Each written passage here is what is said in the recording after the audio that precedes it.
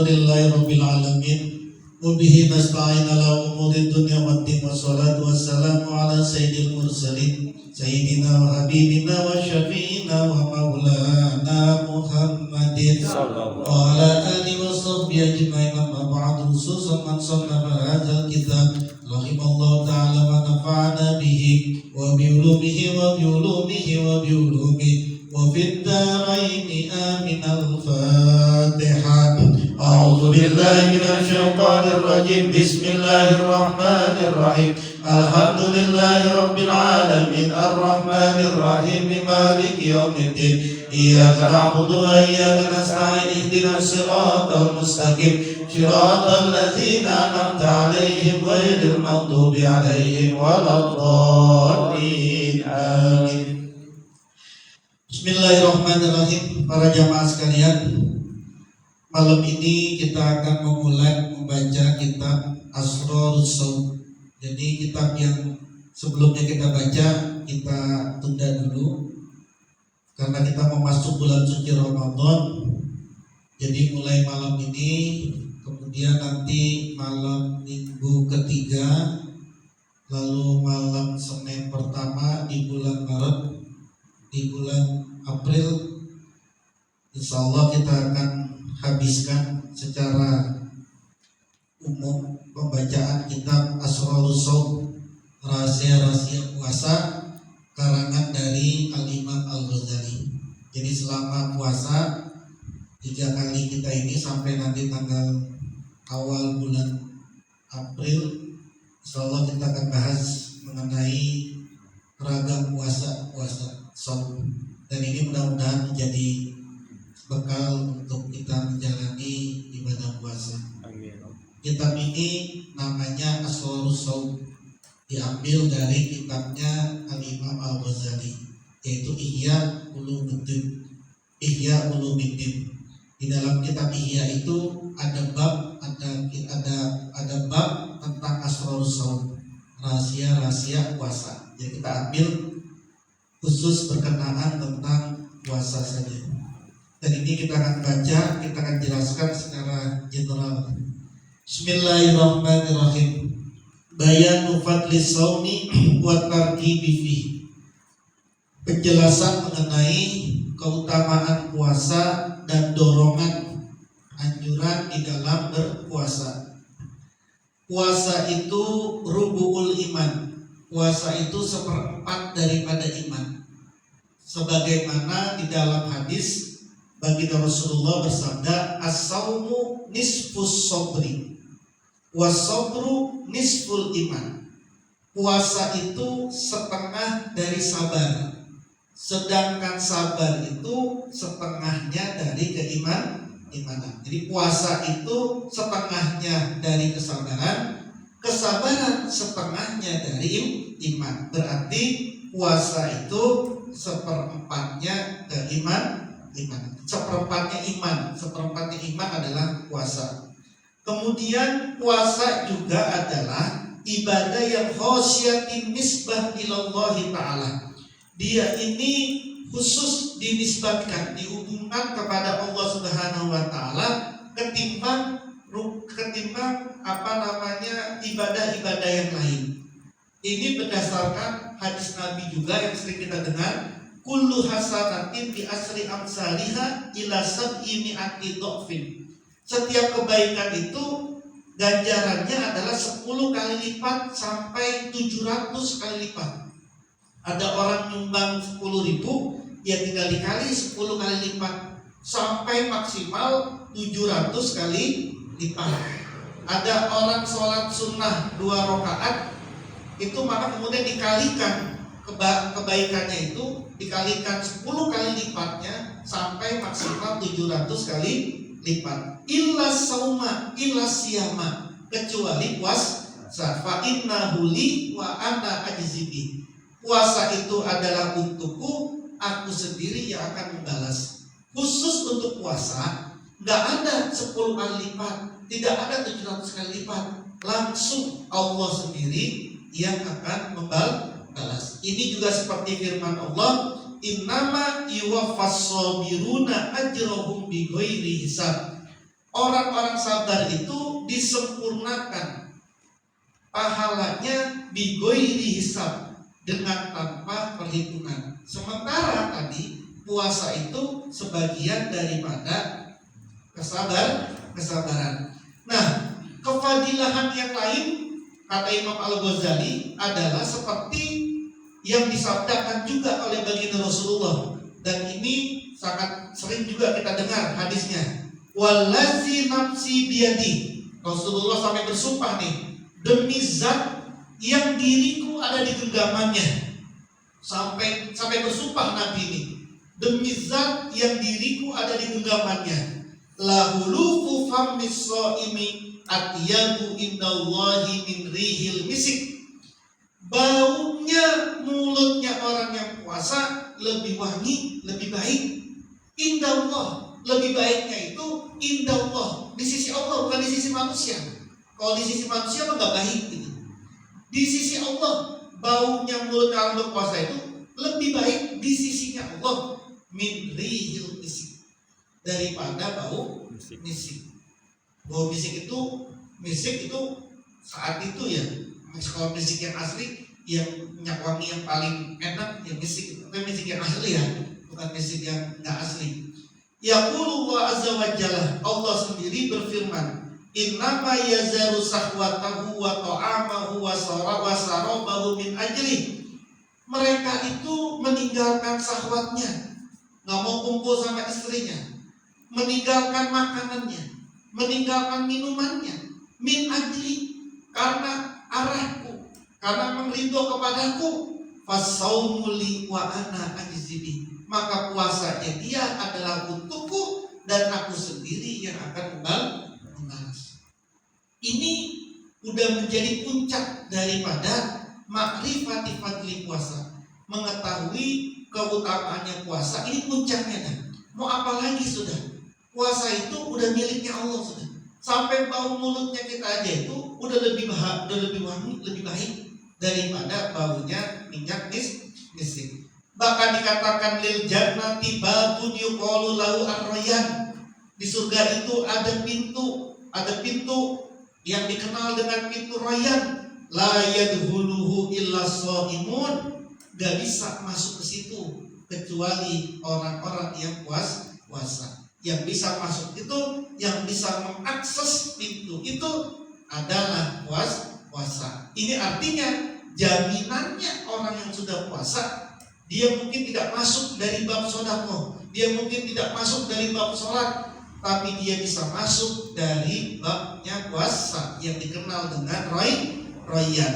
Bahkan baginda Nabi menjanjikan, siapapun orang yang berpuasa, maka dijanjikan oleh baginda Nabi, dia akan ketemu langsung dengan Allah Subhanahu wa ta'ala.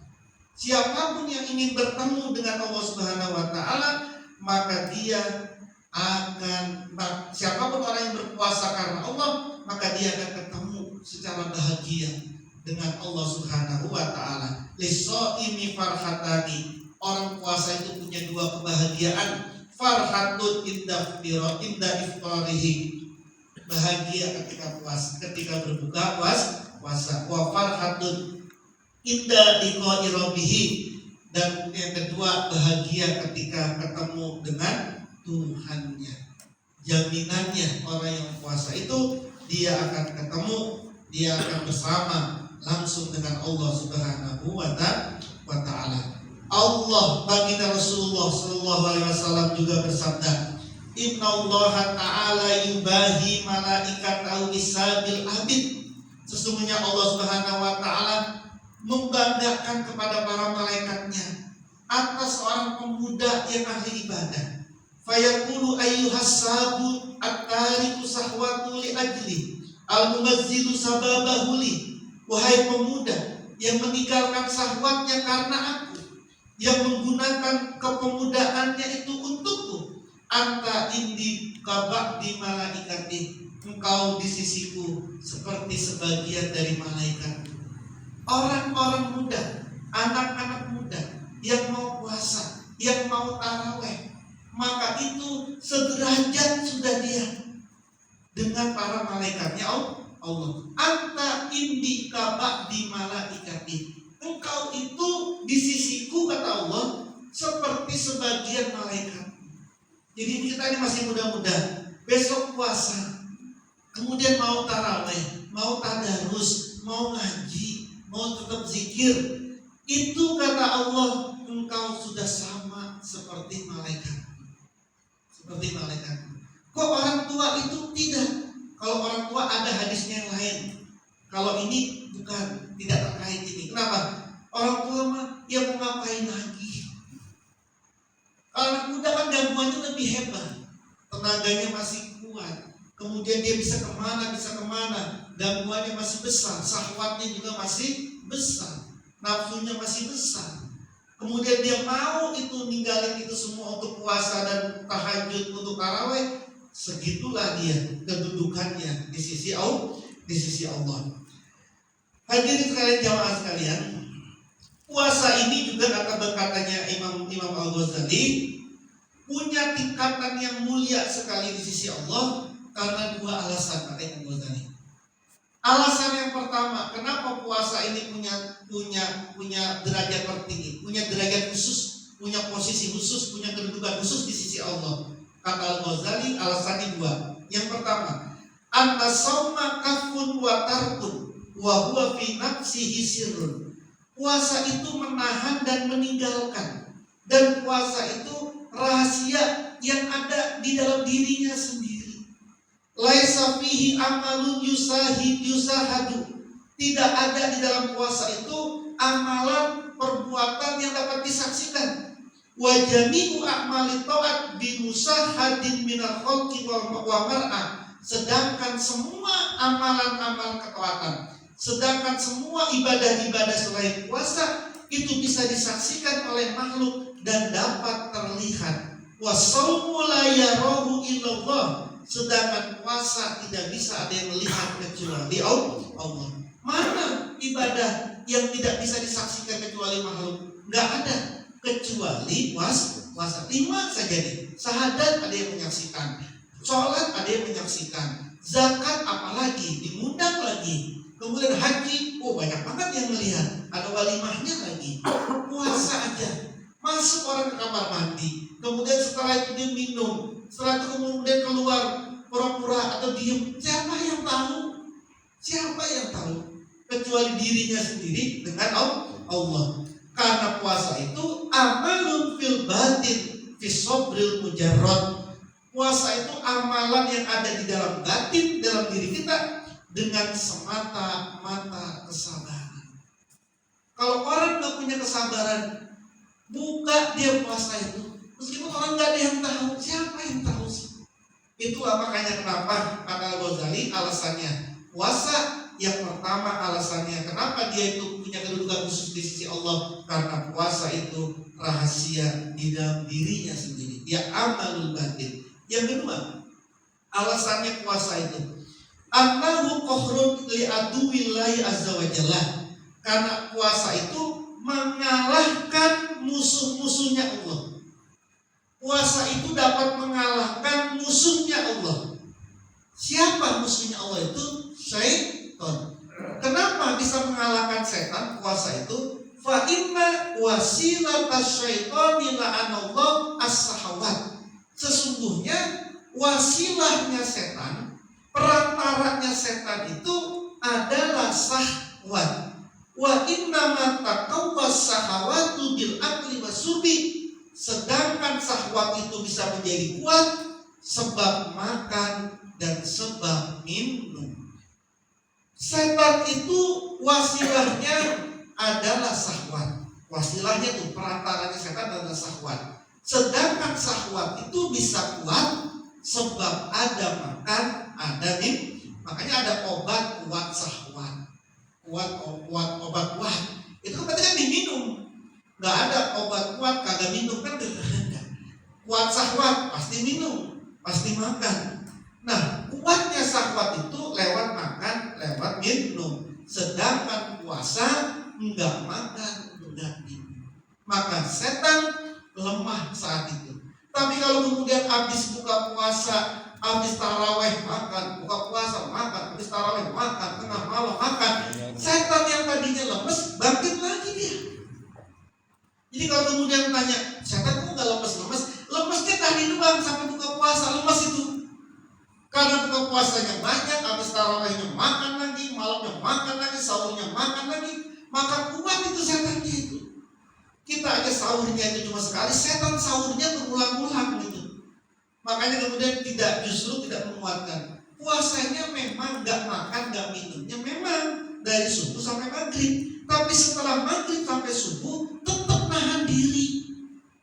Tetap nahan diri karena puasa itu adalah nahan diri. Nahan diri nggak makan nggak minum, iya nggak boleh dari subuh sampai maghrib. Tapi setelah itu tetap nahan diri.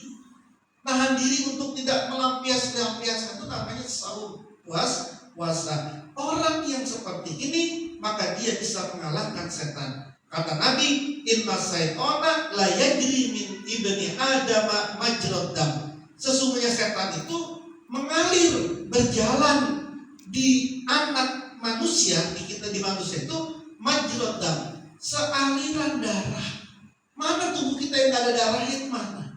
Dari ujung rambut sampai ujung kaki, mana yang gak ada aliran darahnya? Mungkin tangan kita gak ada setannya, berhasil kita redain setannya. Tapi mungkin kaki kita di setannya nih. Mungkin kaki sama tangan enggak, mata kita yang ada setannya, kupingnya yang ada setannya, mulutnya yang ada setannya. Pokoknya semua yang ada aliran darahnya itu ada setannya di situ. Jadi nggak bisa orang itu santai-santai itu, karena matanya mungkin terjaga, mulutnya yang nggak terjaga, dan lain sebagainya itu. Setan mengalir di aliran darah. Maka kata Nabi, faduyyiku majariyahu biljud, sempitkanlah aliran setan itu biljui, dengan rasa lapar. Karena itulah baginda Nabi kemudian juga bersabda kepada Sayyidatina Aisyah, dawami qur'a babil jannah, terus meneruslah kamu mengetuk pintu surga. Aisyah bertanya, wa bimaza ya Rasulullah? Ngetuk-ngetuk pintu surga itu dengan apa ya Rasulullah? Rasulullah menjawab, biljui, dengan rasa lapar. Tidak ada orang yang tinggi derajatnya kalau tidak dengan rasa lapar. Makanya para aulia, para nabi, para rasul susah-susah hidupnya. Kalau susah hidupnya kan lapar. Naik tinggi derajatnya. Para aulia Allah dulu sebelum menjadi aulia Allah, nggak ada yang kagak lapar itu, nggak ada. Mesti tirakatnya banyak, mesti tirakatnya kuat dengan cara menahan makan itu, dengan cara berpuasa. Karena berpuasa itulah dia aliran setan itu sempit. Ketika aliran sempit setan sempit itu, maka kemudian dia bisa mengakses alam ruh. Dia ini lapar. Ketika lapar kan sempit nih aliran setan dia. Ketika aliran setan dia sempit, maka dia bisa mengakses alam ruh. Inilah yang kemudian dikatakan oleh baginda Nabi, laula annas sayatina yahumuna ala qulubi bani Adam. Seandainya bahwasanya setan itu tidak menyelimuti hati manusia, lanazoru ila malakutis samawati, niscaya manusia bisa mengakses kerajaan langit. Kita ini gak bisa mengakses alam ruh karena hati kita, diri kita diselimuti oleh setan. Diselimuti oleh setan. Kenapa kita bisa melihat setan, bisa bersama dengan setan, bisa menyaksikan setan lagi tidur? Karena lagi tidur, ruh kita tidak terkungkung oleh apapun. Jadi, siapapun kita bisa mengakses ruh, tapi dalam keadaan tidur. Kenapa? Karena ruhnya tidak terbatas oleh jasad. Ketika lagi bangun kayak begini nih, lagi sadar seperti ini, sulit orang itu mengakses alam ruh. Mengakses alam ruh itu sulit. Kenapa? Karena terkungkung oleh setan. Kalau ditanya ngapain akses alam ruh, berani juga enggak gua. Bukan itu maksudnya, bukan cuma itu. Alam ruh itu alam yang paling dekat dari kita ini. Nggak bisa orang ini mengakses Allah, mengakses naik nih ke Rasulullah, ke Rasul, para nabi, bahkan ke Allah, kalau tidak melalui jenjang alam ruh ini. Kita ini mau kemana kalau tidak melewati ini nih? Jadi mengetahui alam ruh itu jangan diasumsikan, ngapain mah capek-capek ngeliatin setan, ngeliatin jin, ngeliatin malaikat, ngapain mah? Bukan itu maksudnya. Maksudnya adalah kita ini nggak bisa mengakses alamul arwah, alamul malakut, alam yang tinggi, alam nasib, alam itu kalau tidak melalui alam ini kita menyaksikan. Contoh, yang pertama contoh, kita tahu ada pahala apa? Ada pahala nggak? Nggak tahu. Seyakin apa kita sama pahala itu? Kalau kemudian misalnya, kalau kemudian kita lagi wirid, lalu kemudian datang malaikat, kau pengen 10 juta atau pengen 10 juta pahala untuk di akhirat, milih mana kita? 10 jutanya jelas nih di depan mata, 10 juta pahalanya nggak kelihatan. Mana yang kita pilih? Kan pasti 10 juta kan? Kenapa? Karena terlihat itu, sedangkan kita nggak bisa mengakses itu. Apalagi contohnya yang sering saya bilang, Raqib Atid, kan ada di sini. Karena Raqib Atid ini ada di alam mana? Apa bisa kita mengakses Raqib dan Atid di sini? Padahal Raqib Atid itu kerjaannya cuma Raqib nyatetin baik, Atid nyatetin yang buruk. Karena kita nggak bisa mengakses dua malaikat ini, tidak bisa mengakses dan tidak bisa menyadari ada dua malaikat di sini, makanya hidupnya itu mau sembarangan aja. Pokoknya nggak kelihatan orang maksiat aja, nggak kelihatan orang berbuat buruk saja. Padahal ada yang nyatet di sini, ada CCTV-nya di sini nih, CCTV-nya. Tapi karena kita nggak mampu mengakses CCTV yang ada di dalam diri kita ini, Raqib dan Atid ini, makanya sembarangan aja hidupnya. Itu maksudnya itu. Kalau manusia itu tidak diselimuti oleh jin, oleh setan, maka hatinya mampu mengakses malakut samawat. Dia mampu mengakses alam malakut, kerajaan langit, dia mampu mengakses itu. Kalau orang bisa mengakses itu, hidupnya bisa tertata, nggak mau bersembarangan, dan kemudian hidupnya itu jangka panjang. Siapa kita yang tidak yakin kita akan mati? Kan pasti mati. Dan kita yakin bahwa nanti ada kehidupan setelah kematian. Nah, nasib hidup kita ini kemana ini? Maka alasan yang kedua adalah kenapa kok kita ini harus mengakses alam ruh? Alasan yang kedua adalah nanti ketika mati, ruh kita melanjutkan perjalanan kita. Lalu kalau kemudian ruh kita ini melanjutkan perjalanan, kita nggak mampu, tidak bisa dan tidak mengenal alam ruh, bisa jadi kesasar kita, bisa jadi bingung kita, bisa jadi melongo kita, bisa jadi orang yang gagap gugup kemana-mana. Sama seperti Anda nggak pernah tahu Surabaya, turun di stasiun Surabaya, nggak pernah tahu nih yang jemput nggak ada, suasana Surabaya nggak ada, kamu nggak melongo kita. Mau apa nih? Siapa yang dihubungin? Siapa yang menjemput? Ini kemana arahnya? Ini bagaimana? Kamu nggak melongo kita. Itu baru ke Surabaya itu, yang sama-sama dunia itu, dan kita nggak tahu, nggak bisa mengakses apa-apa. Tapi orang yang dia mampu mengakses alam ruh dengan cara kayak begini nih, kita ngaji kayak begini, kemudian kita menahan diri kita, karena kita bisa mengakses, sehingga ketika kemudian kita wafat, ruh kita udah tidak lagi sudah tidak lagi heran, tidak lagi gugup ketemu dengan alam ruh. Kenapa? Karena ruh kita sudah terbiasa dengan itu. Itu maksudnya. Jadi kenapa kita harus mengakses alam ruh? Ya jangan diartiin, mau ngapain capek-capek ketemu majid, ketemu sama setan? Enggak, itu maksudnya. Karena siapa lagi kita? Jasadnya tetap di sini. Ruhnya nanti akan melanjutkan. Nah, kata Nabi dari tegesin, seandainya setan ini tidak menyelimuti hati manusia, maka manusia mampu mengakses alamul malakut.